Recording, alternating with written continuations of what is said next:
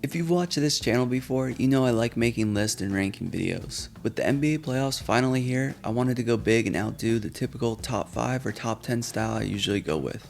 So today, I thought I would rank the top 100 players in the 2025 NBA playoffs. Now, I'm not claiming this is a perfect list, so definitely let me know down in the comments who is too high or too low for your liking. Every NBA postseason, we see guys break out and rise through the ranks, and watch others choke on the big stage and gain reputations of guys that can't show up when it matters most. So one of the reasons I put this together was to capture the current state of the league, so in a couple months I can see who my biggest risers and fallers were. Another reason was just to see which teams have the most talent. Obviously there's a lot more that goes into winning than that, but it's a good place to start before getting into chemistry, coaching, and matchups. In order to come up with a team score, I needed a scoring system. That system ended up being 100 minus your rank on the list equals your score. So the 23rd best player gets 77 points for their team, the 51st best player gets 49 points for their team, and so on. I guess with this system, the 100th best player technically doesn't get any points, so sorry Davion Mitchell, that might have been an overreaction on my part from the final playing game anyways. For the next part of the video, I'll reveal the rankings going team by team from least to most talented roster, but I'll have the full list at the end if you want to skip to the timestamp on the screen. At number 16, the Orlando Magic with 5 top 100 players and a score of 170. Jalen Suggs and Mo Wagner going down has kind of crippled the Magic season. There's not a whole lot of high-end talent on this roster outside of Paulo and Franz. The only way I see them winning more than one game against the Celtics is if Cole Anthony and Anthony Black can keep playing and shooting like they did in that playing game against Atlanta. At number 15, the Miami Heat with 4 top 100 players and a score of 175. Miami has shown time and time again they can win in the postseason with players that aren't highly regarded in the league. Tyler Hero took his game to a new level this year, and Bam has been playing better lately, but they can't actually do this again and beat the Cavs, right? At number 14, the Golden State Warriors with 5 top 100 players and a score of 256. Not saying Golden State is the 14th best team in these playoffs, as they went 23-7 with Jimmy in the lineup and have shown a much improved team chemistry. Outside of Curry and Butler, there's not a whole lot of people you can count on to score on this Warriors team. In the playing game, they were the only 2 guys to score more than 12 points. I like Pods, but don't know if he's a postseason third option for a legit contender, and obviously Draymond will make his impact on the defensive end. Moses Moody has been a great perimeter defender, and I was gonna put Kuminga on this list, but I don't think I can add a guy that's getting DMPs in playing games. At number 13, the Memphis Grizzlies with 6 top 100 players and a score of 258. Memphis's last few weeks have been a time to forget for Grizzlies fans, but at least they got themselves a spot in the playoffs. I know they're most likely looking at a first round exit being matched up against OKC, so I don't want to focus on them too much, but they have one of the most underrated big threes in the league. Ja, Triple J, and Bane put together make a talented trio. It's just unfortunate for them they exist in an era with such a deep Western Conference. At number 12, the Detroit Pistons with 6 top 100 players and a score of 261. Outside of Cade, there isn't another star on this team, which is why Detroit isn't ranked higher. I still tried to value Malik Beasley and Jalen Duren pretty high since they both had awesome seasons, and their value for this team goes beyond their stats. Other than those 3, you're counting on Tim Hardaway Jr., Tobias Harris, and Asar Thompson, who I'm sure will have moments in these playoffs, but I just like other teams' top 5 guys more. At number 11, the Indiana Pacers with 7 top 100 players and a score of 277. The Pacers are a team built off of the depth of their roster. If this was a top 150 list, I think they would be a couple spots higher. After a rough start, Tyrese Halliburton got into his groove in the second half of the season, and I can just see this team going on some runs in the playoffs and that Indiana crowd going nuts. Their supporting players don't jump off the page in terms of recognition, but what Indiana does have going for them is continuity, pace, and now playoff experience from that conference finals run last year.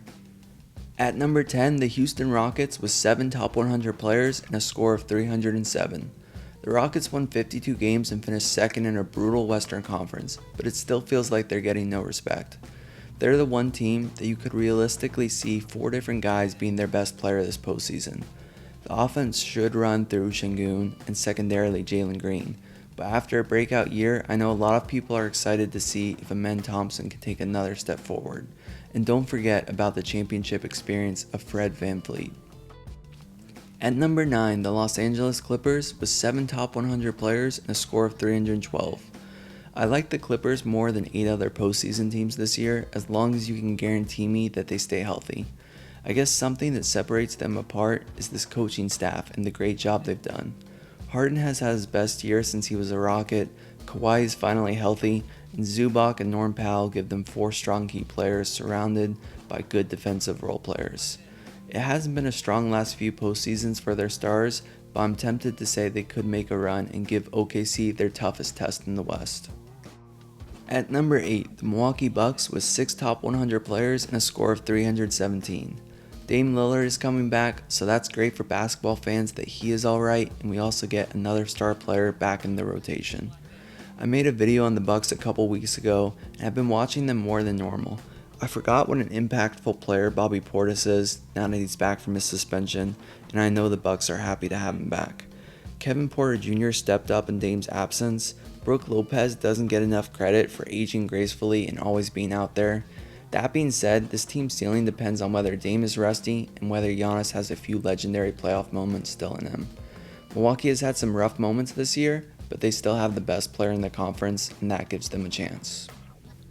At number 7, the Minnesota Timberwolves with 7 top 100 players and a score of 326.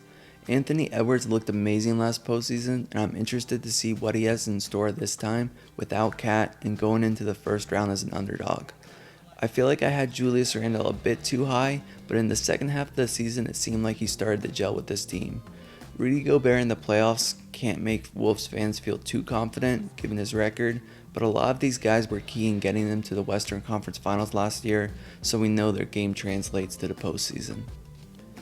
At number 6, the Los Angeles Lakers with 6 top 100 players and a score of 336. Having Luka Doncic and LeBron James helps out a talent-driven list. Austin Reeves is a great third option on the offensive end and guarantees the Lakers will always have a talented playmaker with the ball. They're an incomplete team with the Mark Williams trade getting rescinded, but I really love the defense and hustle of guys like Dorian Finney-Smith and Jared Vanderbilt. They seem like a guy or two away from me, but hey, maybe Luka and LeBron go crazy for 2 months and they end up in the finals.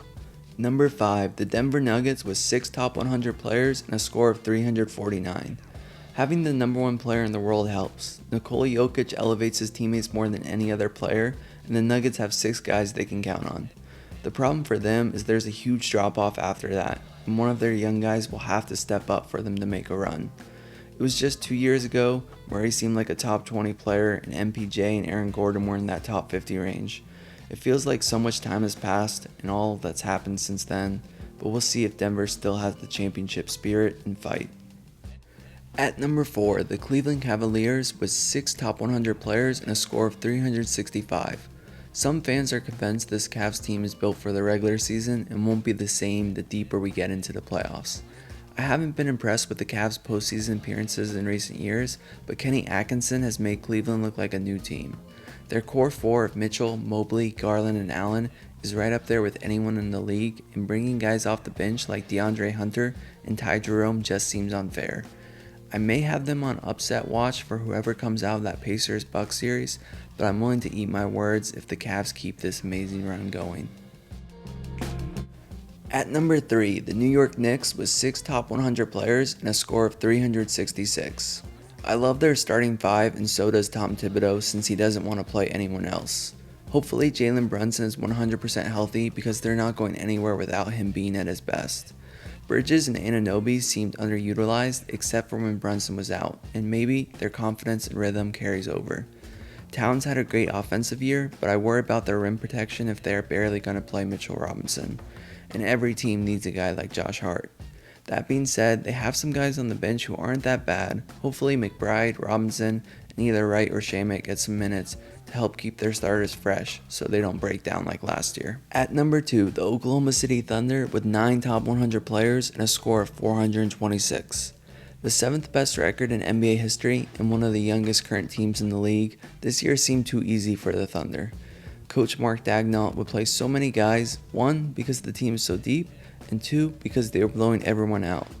9 guys seem like a lot to include on this list, and maybe 1 or 2 of them get their minutes severely decreased when the going gets tough, but for now I think it's the right call.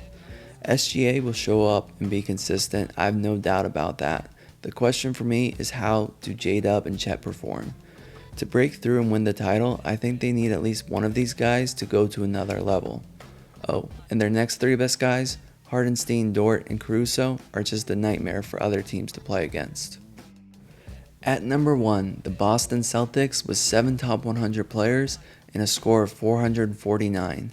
You have to beat the champs to be the champs, and I think Boston should still be the favorite. Whether you like the way they play or not, Boston has found guys that fit their system, and that's where everyone can defend and everyone can shoot. Jason Tatum has a chance to prove he belongs in the discussion with guys like Giannis and Luka for that 3 to 5 range of best players in the NBA. It sounds a little crazy to me, but if he gets a second straight title, you can't really deny him at this point. Drew kind of dropped off a little bit this year, but I think him and Horford will still find a way to make a bunch of impact plays when it matters most. I don't have enough time to talk about Jaylen Brown, but reigning Finals MVP.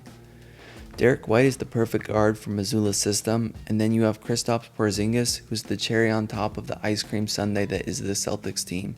Last year, he was more of a luxury for them, but this year, he may be a necessity with a seemingly tougher path in front of them. And now, here's the full list from 100 to 1. You probably know your favorite team and their role players better than I do, so let me know down in the comments who's too high or too low.